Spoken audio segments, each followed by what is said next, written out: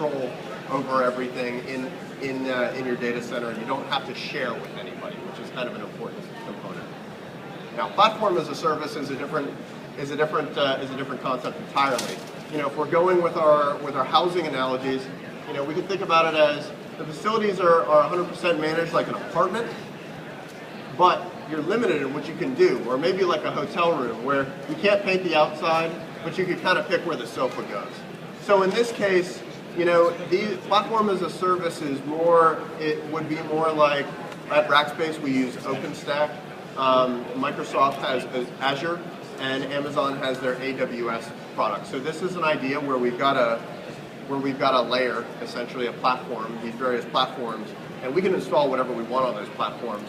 But when we go and we install something on these platforms, we're installing it on. We don't necessarily know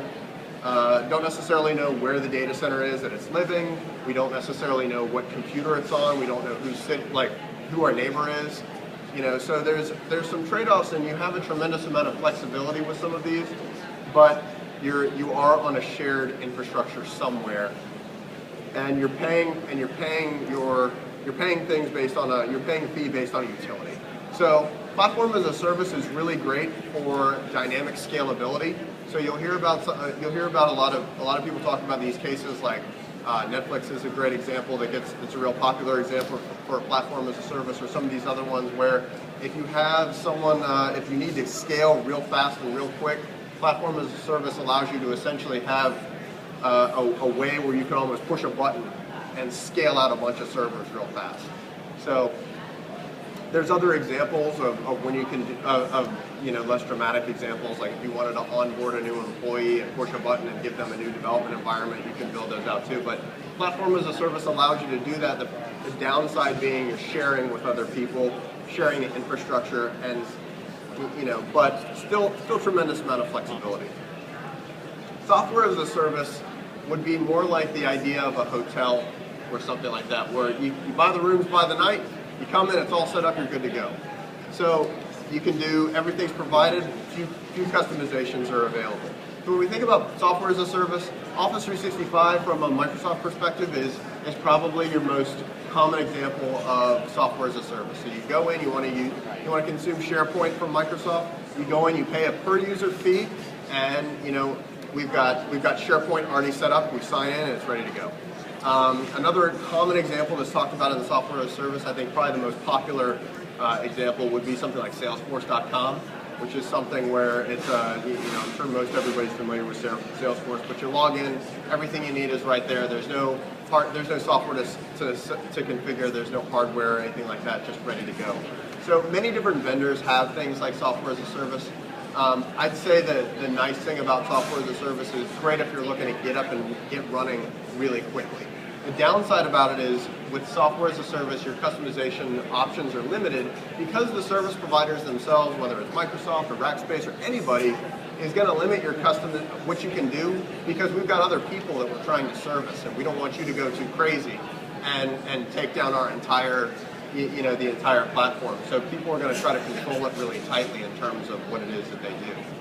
But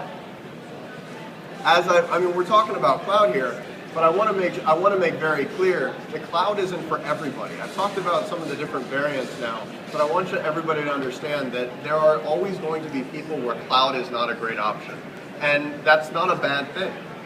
It's important to understand that on-premises is always going to be an option, and it's something that you should, as you're considering cloud, you should also be weighing cloud against the costs of staying on-prem, because for some cases, whether it's security, whether it's, we all have different reasons why on-prem might be a better option for us. So I want to make sure, even from a SharePoint perspective, I'd love for everybody to put everything in the cloud, but realistically, it's not going to be a great fit for everybody.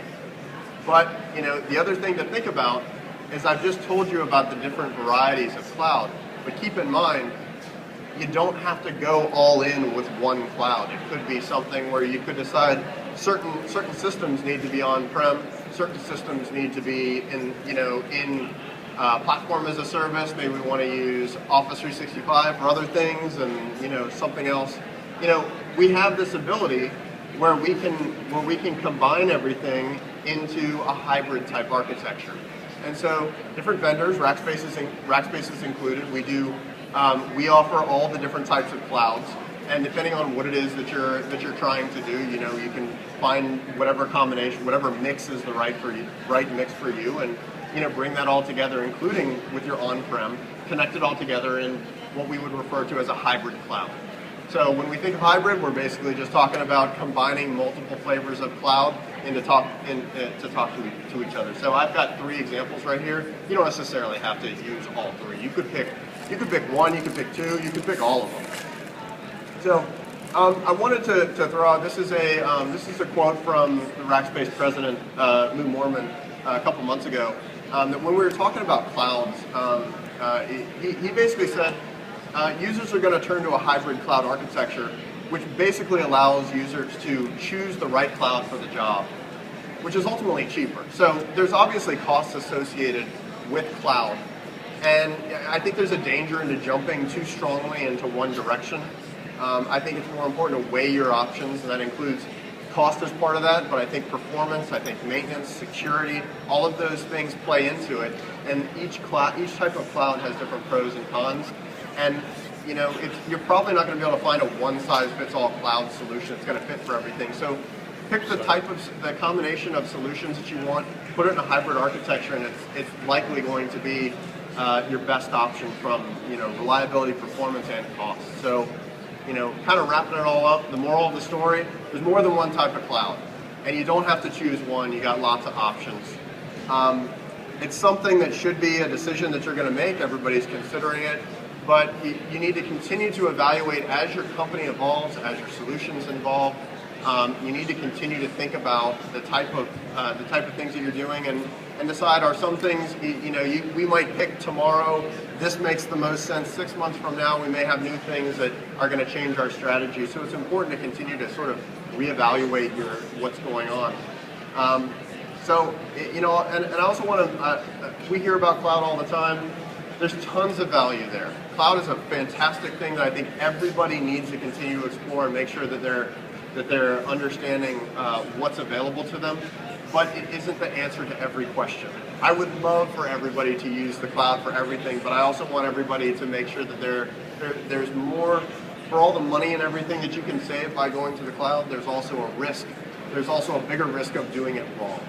So take your time, evaluate properly, and make the right decision, and ultimately you can save tons of money, but keep your eyes and your options open. If you want some more information,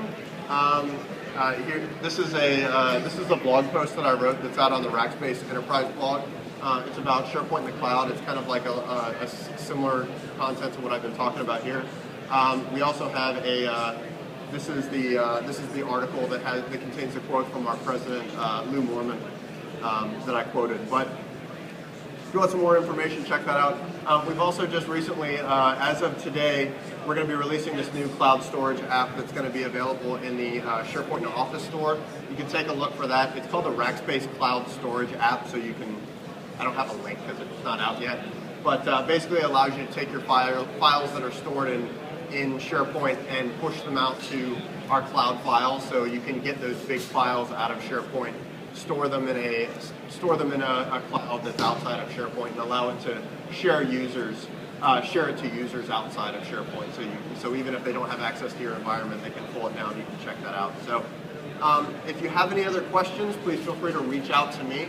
My name is John Ross. Here's my email address. There's my blog, Twitter, or we're at booth 1700, which is just right over there. Feel free to stop by and ask if you have any questions. Happy to talk. But I think that's my time, and if anybody has any questions, I'll be here for a little bit. So thanks, guys.